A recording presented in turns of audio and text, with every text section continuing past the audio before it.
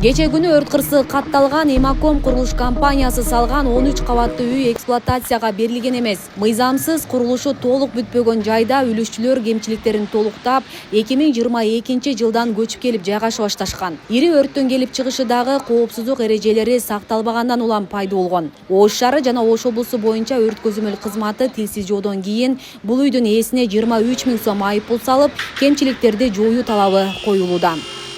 Өрт коопсуздук боюнча эрежелер сакталбаган үчүн ушу өрт келип чыкты да. Бул Имаком курулуш компаниясына биз мыйзам боюнча 143 берене менен 23 000 айып салабыз. Жана анын ичинде кемчиликтер бар. Өрт коопсуздук боюнча жанагы сигнализация деп коет, дым удаление деп коет, вентиляциясы. Пожарный хоттор жабылып калгандары бар экен. Анан кийин пожарный краны жок. Ошолор боюнча эскертүүлөрдү берип, устраненияга беребиз да, аткаруугачы. Булар ошолорду аткаргандан кийин гана биз документтерин кабыл алуудан өткөрүп беребиз. Договор боюнча 2021 жыл тапшырмак экен. Жана Имаком деген курулуш компаниясы тилекке каршы Долгострой болуп бүтпөй калган болчу.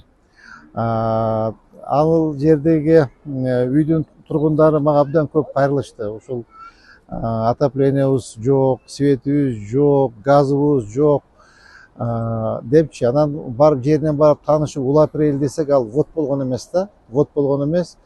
Элдер кайрылып, ийгилеп келгенден жылуулугундагы светинде улап бергенбиз. Бирок коммерческий баада болчу, иштеп жашап турушкан. Малым болгондо өрт кырсыгынан көп кабаттуу турак жайдын 13-кабаттагы жалпы 11 батир толугу менен күйүп кетти. Мында сырткары 12-кабатта 2 бөлмө, 11, 16-кабатта бирден батир жана 2 автоунаа күйгөн. Өрттүн болжолдуу аянты 1895 шарчы метрди түздү. Жабыркагандар болгон жок, куткаруучулар өз учурунда жарандарды эвакуациялап жетишип калышкан.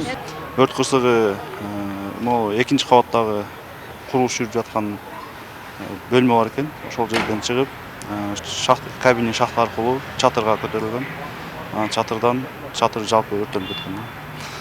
Бул жерде өрттүн көп көчөйүн өчүрүлгөн себеби үстүңкү кабаттар бүт жыгачтан болгон, күйүүчү материалдардан болгон. Анын полу дагы жыгачтан болгон да. Ал жыш жайгашканына байланыштуу жана лагалары. Суу өтпөй, ал жер улам түтөп, кайра күйүп аткан да.